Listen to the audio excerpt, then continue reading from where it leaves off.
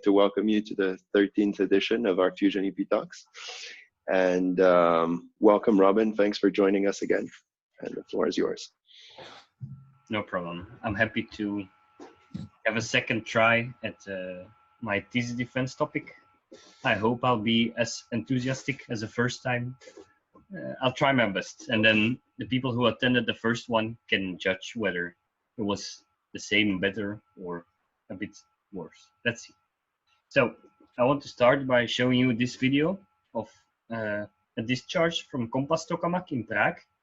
What we see is a typical ELM discharge. So we see first low confinement mode, what we call L mode, and after a certain threshold is reached, we go to H mode, high confinement mode. And then we can see these flashes.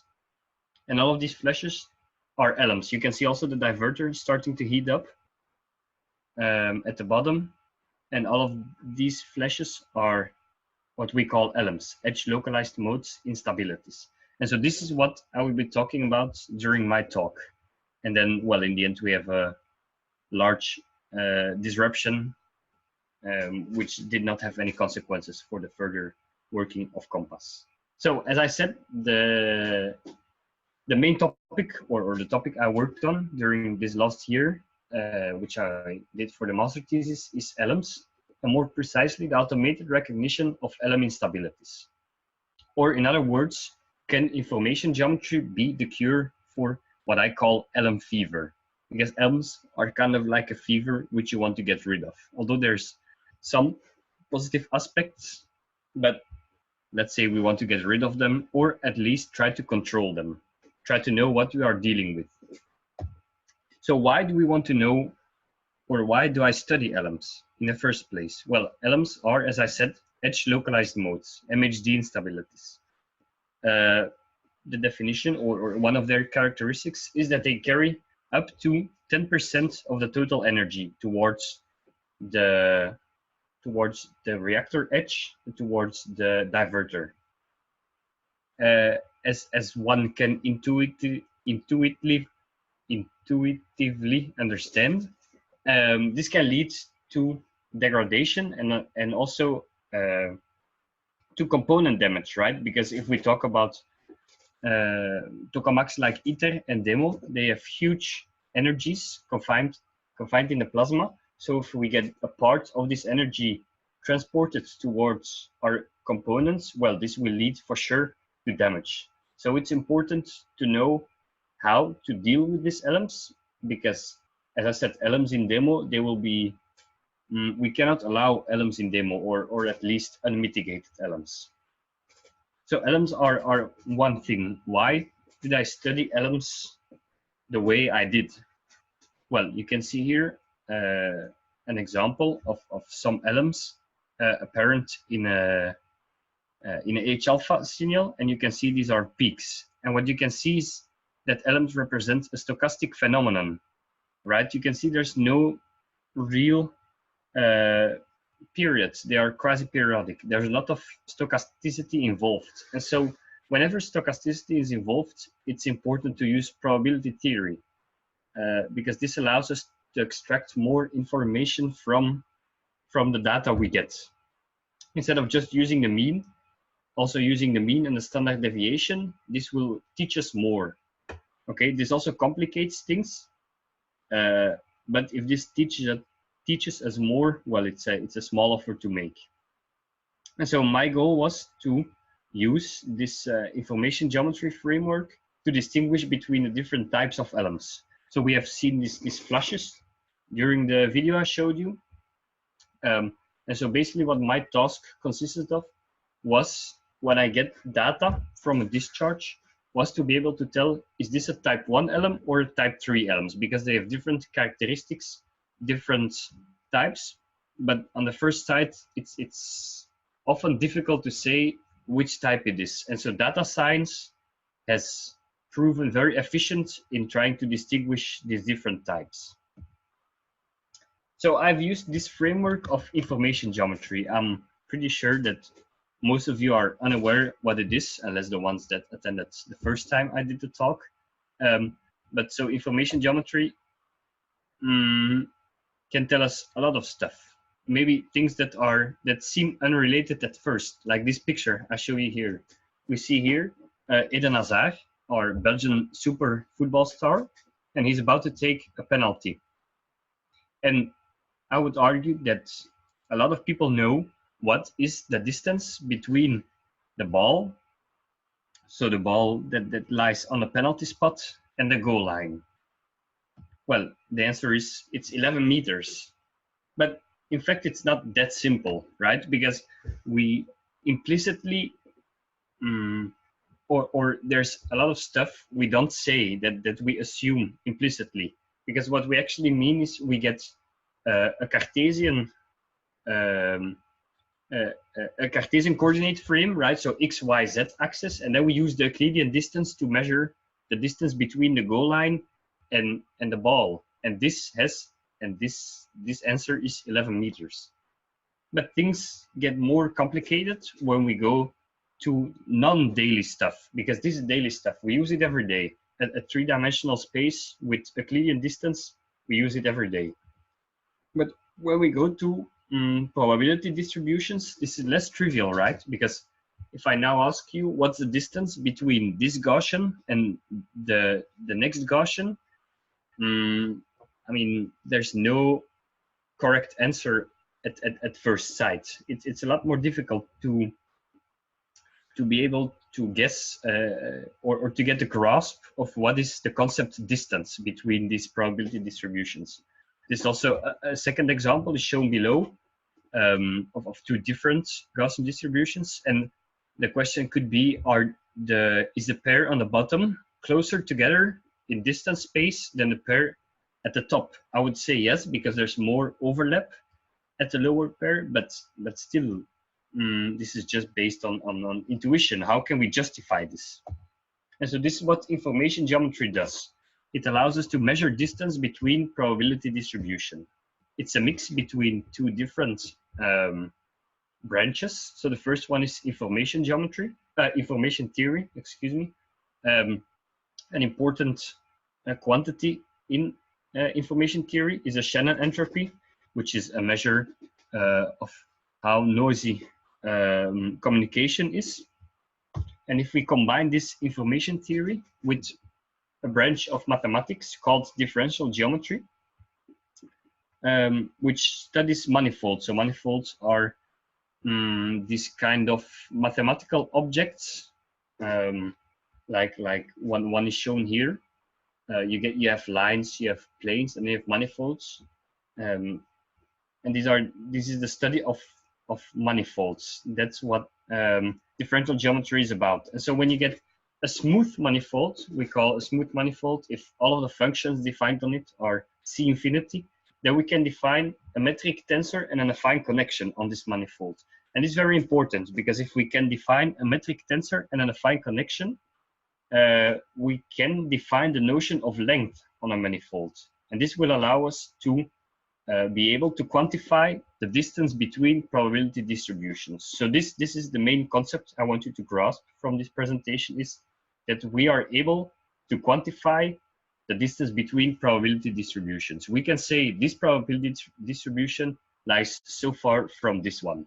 And in the end, this will allow us to classify ELMs into different types, because we can see how far they are from each other. And so this is what forms the field of information geometry.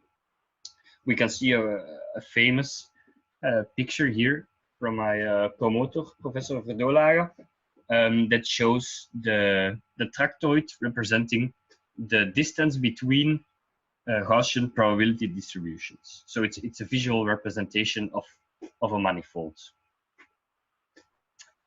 I've already talked to you about the Euclidean distance, but the Euclidean distance is not a suitable distance measure for probability distributions. There's measures that are specifically designed to work for probability distributions, and these include, but are not limited to, the Rao geodesic distance, which is maybe the most studied one during my work. But you also have the Kullback-Leibler divergence and the Jensen-Shannon distance, which is basically a symmetrized form of the Kullback-Leibler divergence. And so these distances can be used to truthfully represent the distance between probability distributions, as the Euclidean distance is not able to catch the subtleties involved when you use probability theory to describe phenomena. Then finally, concerning the theoretical part behind the work, what you can see here are some examples of the shifted Weibull representation. This was also a main part of the work, was to study the shifted Weibull representation. So the normal, or what is called two-parameter Weibull, is basically the same, but without the location parameter xi. But if you introduce this location parameter xi, you get a shifted form. So you can see this. Well, I've represented this with this symbol on the left top corner, but you can also see this on the rightmost figure, that this location parameter xi leaves the shape and the scale of the distribution the same, but it allows just to shift the distribution a little bit. That's what a location parameter does. And by using this expression for the Weibull distribution, so the shifted Weibull distribution, we are able to better represent the phenomenon. So this hopefully leads to a more truthful representation, which again, in turn, hopefully leads to a better classification in different types, right? If you are able to catch the physics behind the phenomenon better, this should lead to a better distinguishment between different types. So this was also a main investigation, a core for my thesis work, was to define the distance measures for the shifted Weibull representation. This hasn't been done before. That was concerning the theoretical part. Then there was also a big programming or computer science part involved. So the first one is the ELM extraction algorithm. You can see here, I'll present you a short overview. So what I get, or what we get, is an H-alpha signal from any tokamak. This can be jet, this can be compass. This is the signal we get, the raw data. And then the first thing we do is we find the ELM peak start and stop times. So this is based on dynamic threshold fitting. So we use a threshold technique. We can identify all of the peaks, and then we can identify the start and the stop times of the peaks. Then, but for each single discharge, we can fit distributions to these characteristics. As you can see on the left for the durations of each ELM, and on the right for the on the left for the waiting time between ELMs, and on the right for durations of these ELM, you can fit the characteristics. And once you have these characteristics, and this is, as I said, this is the key part of this presentation, then information geometry comes into play.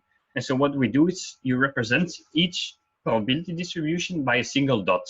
So what I've shown here is the map of probability distributions for the waiting time between ELMs for a certain database of 100 shots. So you will see here 100 dots, and each dot represents a certain probability distribution. So if we take the uppermost green dot, this represents a Weibull distribution with k equal to 5 and lambda equal to, let's say, 0.008.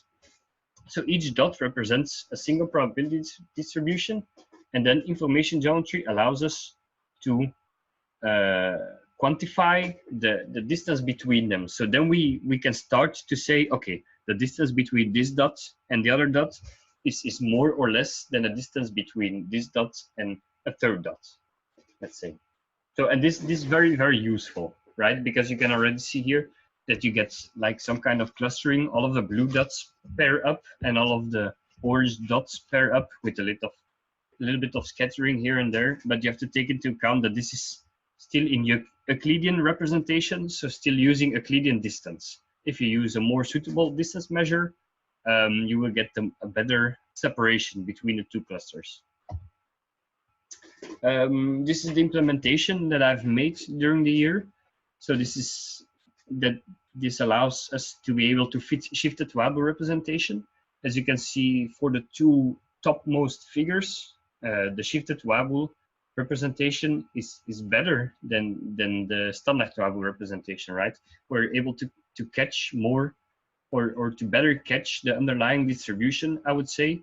And so this is definitely beneficial for further investigation. There are certain cases where the benefits are quite low, or just because the fits are very similar.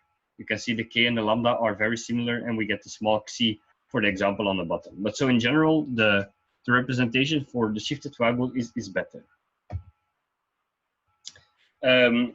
Since for the shifted Weibull we have three parameters, or three parameters, we can represent them in 3D space.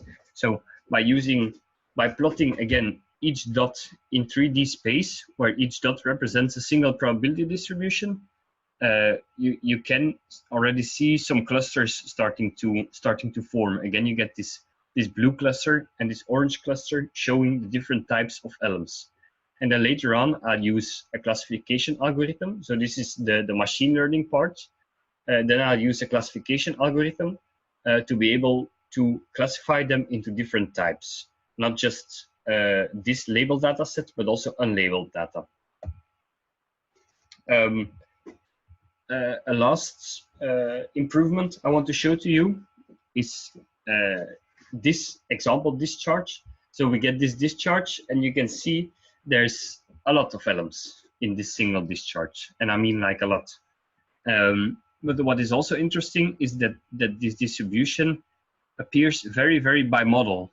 You can see these lower amplitude ELMs are occurring along with these higher amplitude ELMs, and this also is visible in the histogram. You can see very clearly that there's two different distributions playing along, but you can see that our single distribution fits are not able to capture the true physics, nor the standard Weibull nor the shifted Weibull are able to catch this. So we have to find a solution for this, and I did.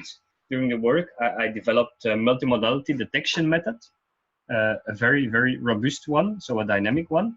And what it does is it's based on a mixture model, which is also a machine learning model. So it fits a mixture of distributions, and then it does a selection based on the BIC score. So the Bayesian information criterion. The expression is shown here, and this basically penalizes a method if it uses more parameters to get a better fit. And so in the end, you should get the best fit according to the minimum amount of parameters. So what we can see here is that the BIC score for using two components is the lowest, but the lowest BIC is the best.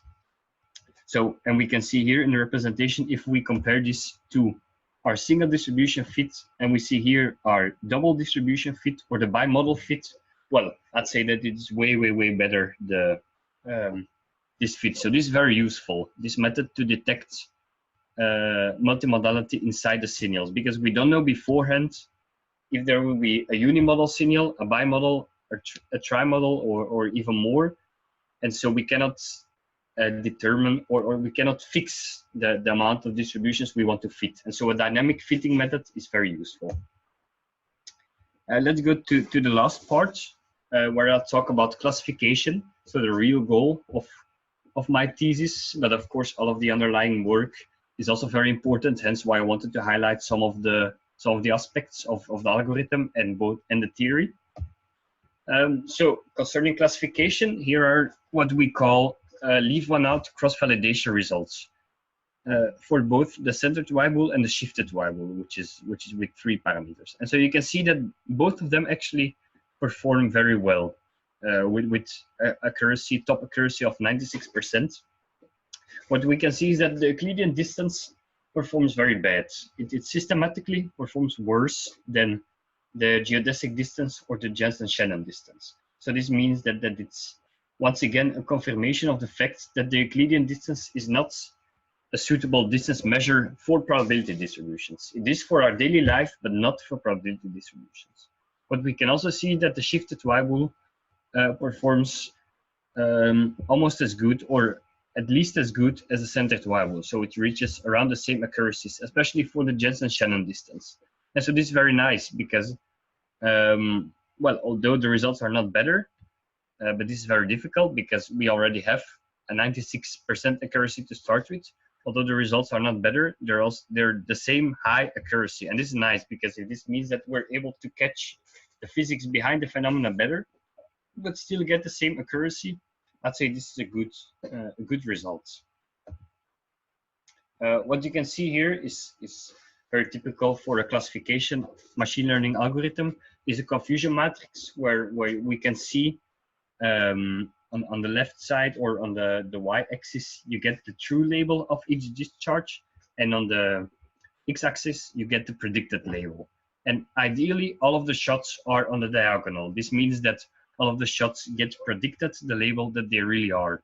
But you can see there's some mistakes, but they are very limited. So we have a model that is very good at recognizing which type of ELM it is served with. So if it gets a new dot without a label, it's very good at saying, okay, this is a type 1 ELM discharge, or this is a type 3 ELM discharge.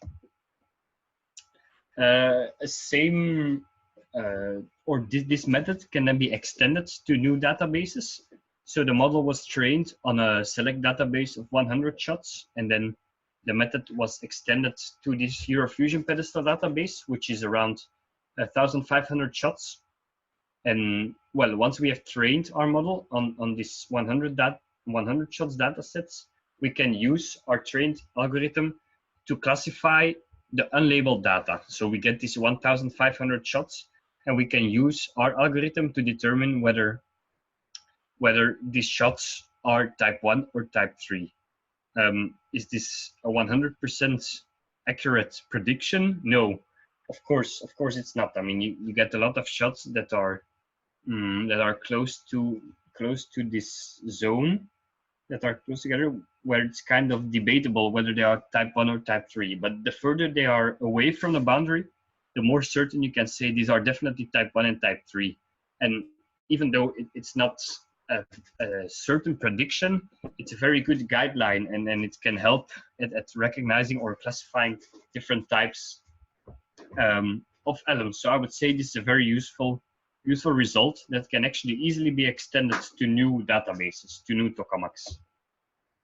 For example, this has been done also for Compass tokamak. So what we can see here is around 150 shots being analyzed.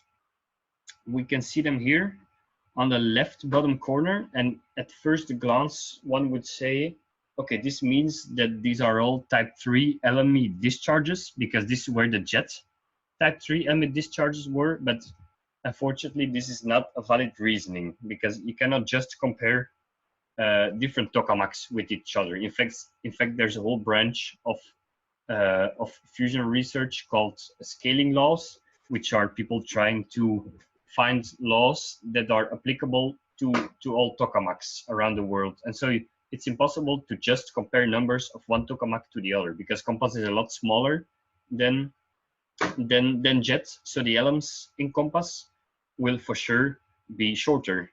The type 1 ELMs in Compass will be shorter than the type 1 ELMs in Jet. So it's quite difficult to compare. This has to be done with a suitable normalization. A candidate for this could be the confinement time, that you compare the ELMs relative towards the respective confinement time. This was an ID that occurred at the end of the work, so this is something that could be implemented in the future. But nevertheless, instead of looking at 2D space, where we consider both the shape parameter and the scale parameter, we can look at 1D space just looking at the shape parameter. Because as I said, the ELMs in Compass will be shorter, but their shape, well, this is an assumption we make, their shape should be pretty similar. So the scale will vary, the time scale, but their shape should be similar. And so if we just use this one-dimensional analysis, we can see that the shape of the Compass ELMs, of our Compass database resembles a lot the shape of the type 3 ELMs. So with the median around 2 and then around 1 to 4, the quartiles. This resembles a lot Jet type 3, but still this is a very preliminary conclusion, just based on looking at box plots, at histograms, but still it can give us an idea. But we need this normalization in order to be able to individually classify each discharge. Nevertheless, I think it's a very interesting result, especially because COMPAS researchers have also shown or are quite certain that most ELMs in COMPAS are of type 3, and there's only some type 1. So this could be like the outliers in the COMPAS box plots. So this is definitely a start or allows for further investigation.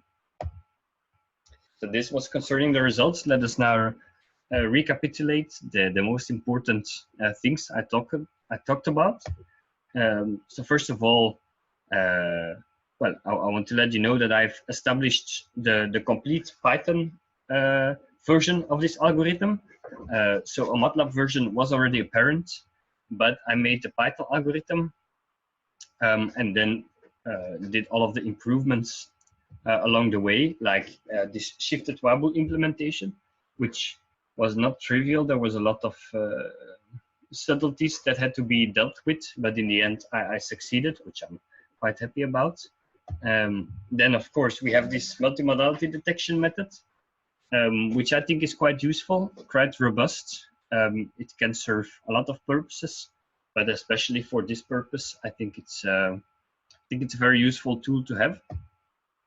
And then finally, and maybe most importantly, we get this exploration of new databases, so we can easily extend our analysis or our model towards new databases. And so this may be like the dream scenario for our algorithm that we developed at the Faculty of Engineering in Ghent, is that this algorithm could be deployed at different tokamaks worldwide, and that this allows for easier recognition and classification of ELMs in cooperation with for example, precursor techniques that allow to detect ELMs beforehand.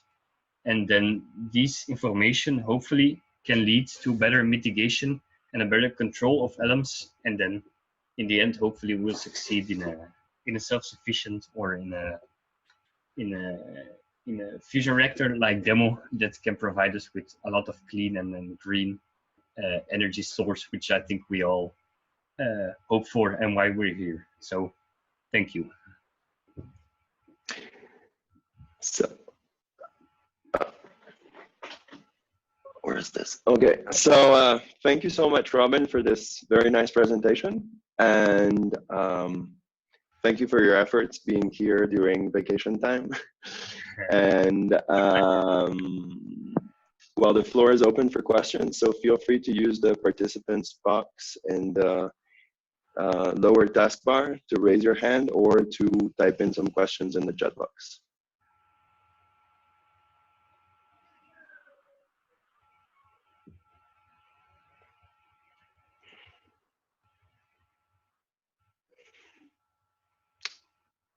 Okay, so then maybe I'll start the discussion with one follow-up question. Could you explain a little more how you established the BIC score?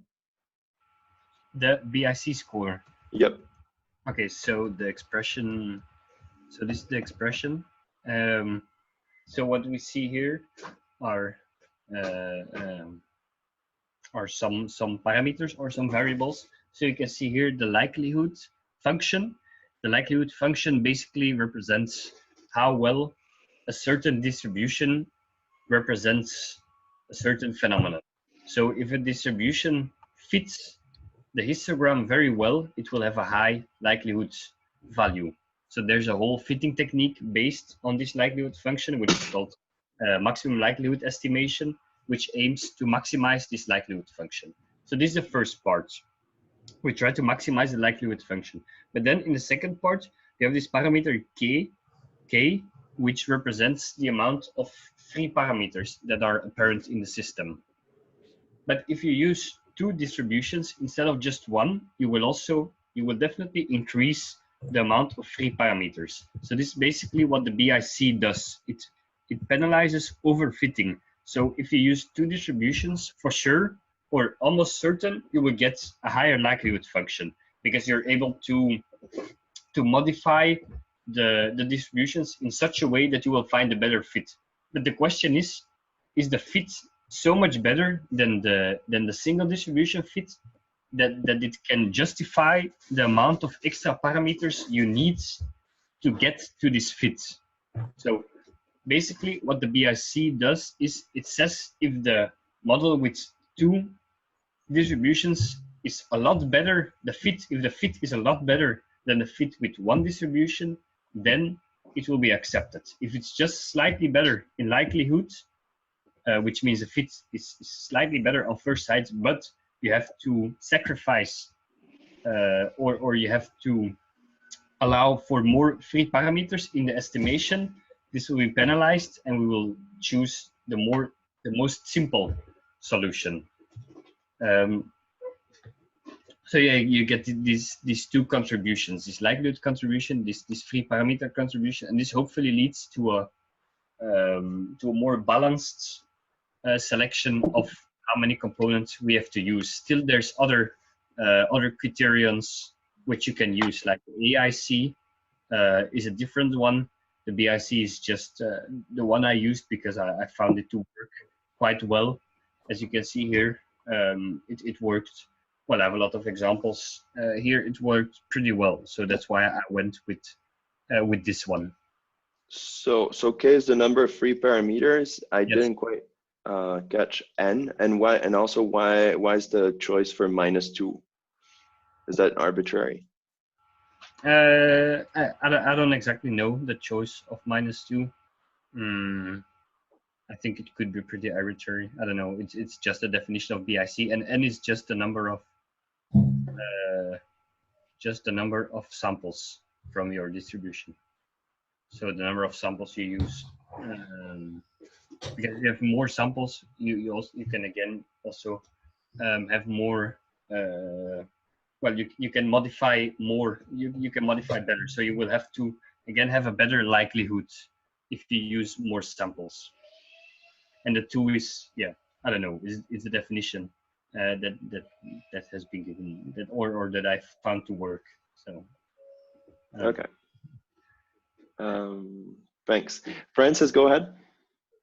Hi, Robin. Hello. Hi. I have a question on page 10. Yes. Yeah. So here we are actually using the first formula to actually calculate the distance, right? Sorry, Dan? Like we are using the raw geodesic distance. Yeah. Like well, yeah. I've used all of them, but I mean, yeah, we have used the geodesic distance, the GD, which is abbreviated to, and the JSD, which is called the Jensen-Shannon distance. Yes, these two I've used most. Okay.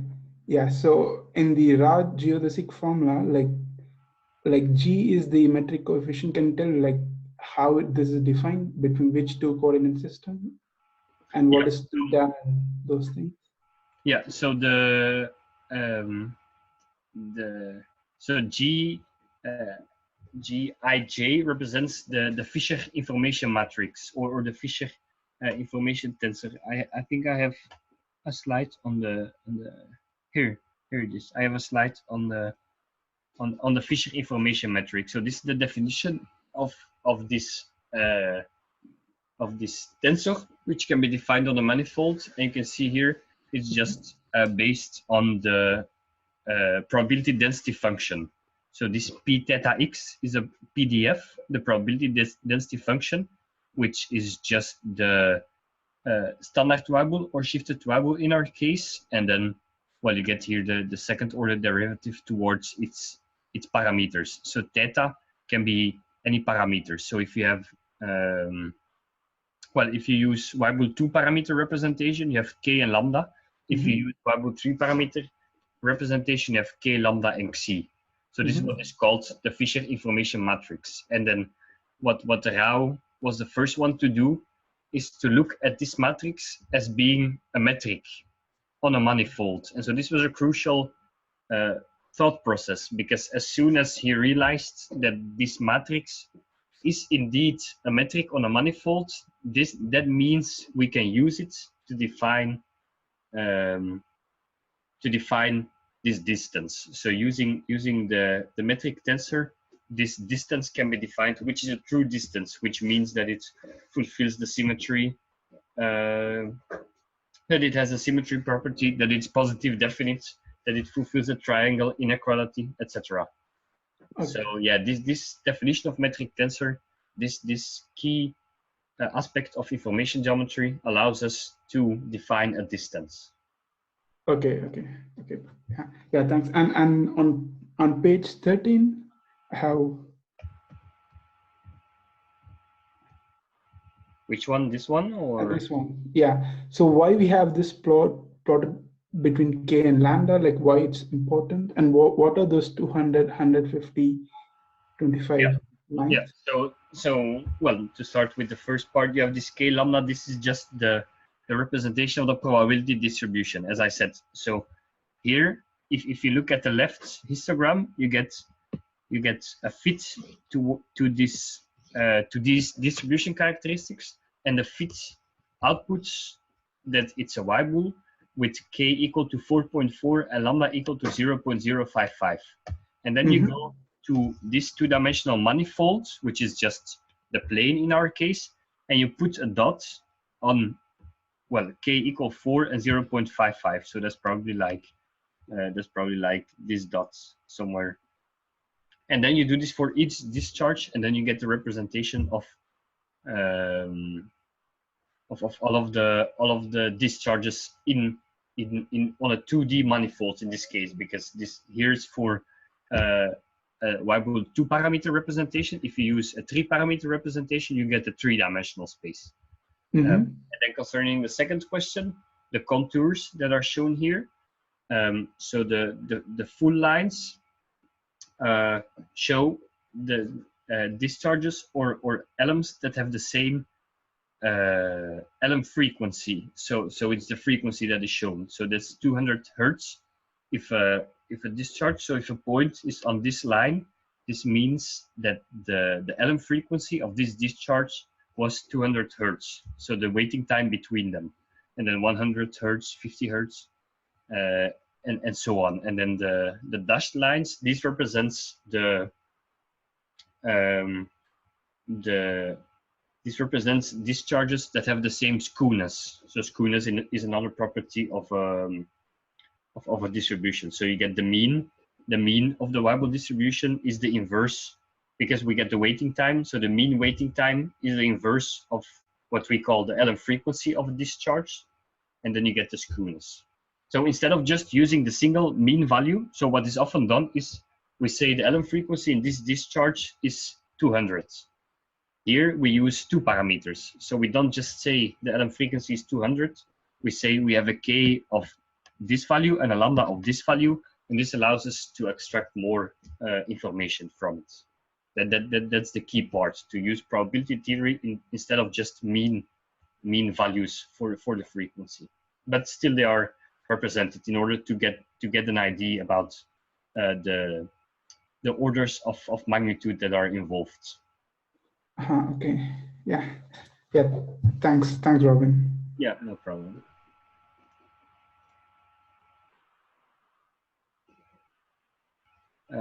I've seen that in the chat. Attila sent that he also has a question. Yes, please go ahead. Hi, Robin. So it was a very nice talk. So I have a question about the distance between distributions. Yes. So is it possible to define somehow the distance between two different distributions with different number of parameters? So let's say you have a 2-parameter distribution and a 3-parameter distribution. So you can define the distance between them somehow. Yeah, you can. Although it's a lot more difficult, as you can assume. You will not get closed form solutions probably. but maybe that's not a very big problem, because I also did not obtain closed form solution for the Jensen-Shannon distance or the geodesic distance for the shifted Weibull, because you have this additional complexity involved. I did not get closed form solutions.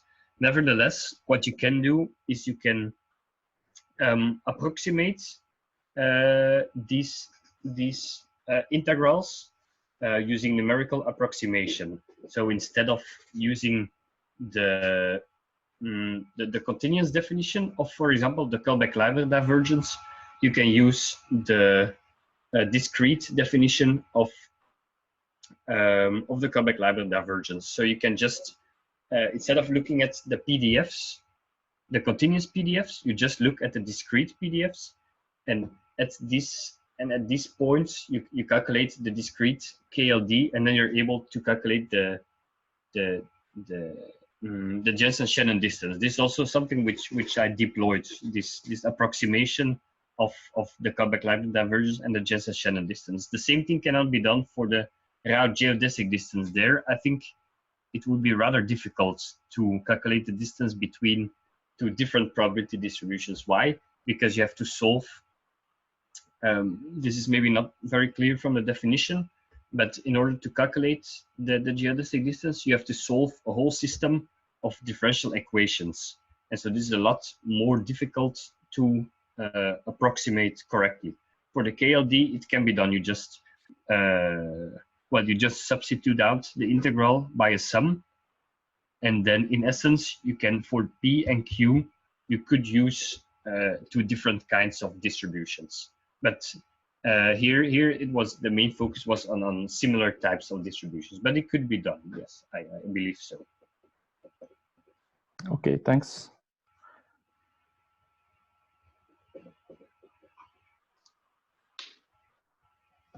Are there any more questions?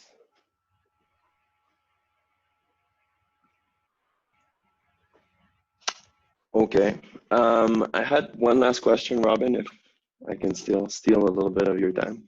You can. When you're considering different normalizations towards the end, I don't know if you could pull up the slide yet. Yeah. So you mentioned confinement time. Did you try any other alternatives? Do you think, for example, it occurred to me during your presentation in Prague, but I didn't have time to ask the question, maybe the connection length could be another option. Yeah. What's your take on this? Yeah, it could be. So basically what we're looking for is just a time scale that is characteristic for each tokamak. So why are ELMs in jet longer than they are in compass? It's just because the confinement time is longer in jet than it is in compass.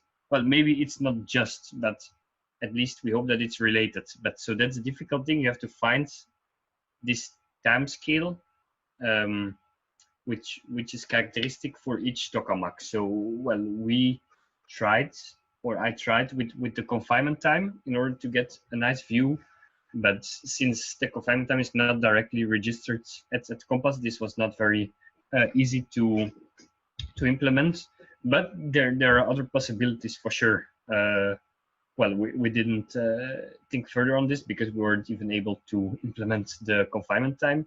But if you find something that time scale that as I said, that is able to characterize the tokamak and the physical quantities involved, then for sure there are other alternatives, and the result will depend definitely on which time scale you choose to compare to. So then it's just a matter of choosing the right one.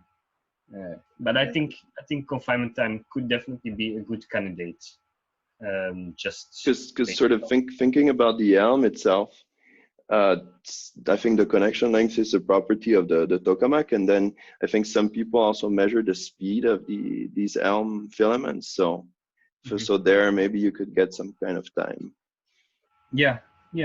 definitely. I mean, yeah, as Attila maybe also pointed out, MHD timescales could also be useful to look at, and yeah, I mean that's just one of the key points that needs further research, is how can we extend this or how can we use JET data to classify compass data. If we have compass data, it's easy. If we have labeled compass data, well, it's not easy, but it's a lot easier because we can use this compass data to classify new compass data. But if we only have JET data and we want to classify ELMs around the world using this JET data, you need this normalization because it won't work otherwise. So yeah, the search for this time scale is definitely an interesting quest. So essentially, you're saying that you use the JET data to have the categories, right? Yes. Because the compass data was not necessarily labeled as the type compass 1. data was not labeled. No. Okay. So we just have some labeled JET data, and well, the ideal goal was that we use this data to well. So what I did here, or what I did in this slide, was to use this JET data to label new JET data. So this was not a problem because you didn't have this normalization issue. Right. But we use this JET data to classify compass data. There was this issue. So the difficult thing is that there's definitely not a lot of labeled data on compass. So you first have to establish a data set before you can use it for your algorithm or for a machine learning model. So yeah, that's a task to be solved. Okay, thanks. Yeah, as I said, I think this may be one of the That most makes it clear to me. Yeah. interesting aspects. This extension towards new databases. I think this could be extremely useful. That a couple of guys or girls team up to establish this algorithm, and it can be used worldwide or on different tokamaks to recognize or to classify and to characterize ELMs. This could be extremely useful.